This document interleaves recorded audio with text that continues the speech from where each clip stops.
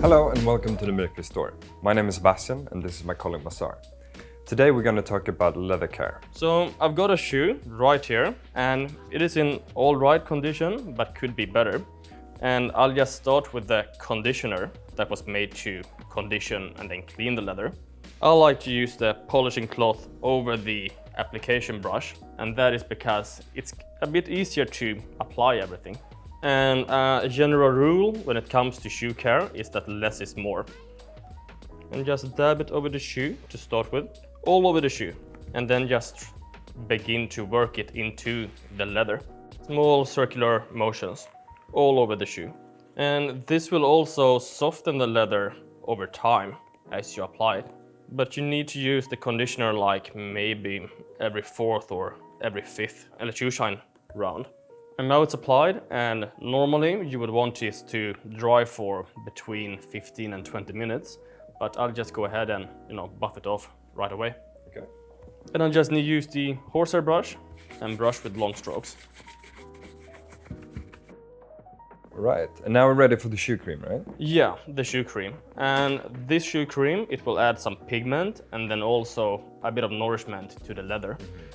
And I just apply it the same way as I apply the conditioner. So this is a black shoe cream, and obviously because we have a black shoe, but I know there are like neutral colored ones. But for black shoes you should always use black shoe cream, or what? I think so, for black shoes at least, and that's because it could otherwise develop a kind of grayish tone with time. But if you're wearing, let's say, brown shoes, you can always play around either with different pigments or just use a neutral pigment to bring out the natural patina. And then just make sure to apply this all over the shoe so you don't miss any areas. And you don't have to let this shoe cream dry for as long as the conditioner. You can leave it on for between 5 and 10 minutes.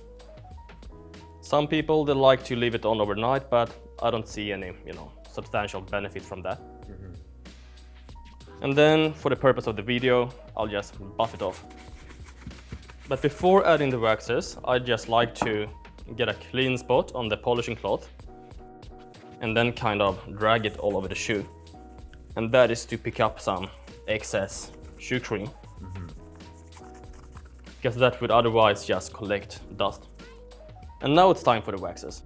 The wax, it's to add some water protection and then also a bit of shine.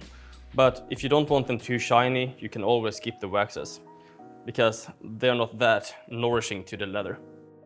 And you just need a very thin layer, so like this much, all over the shoe.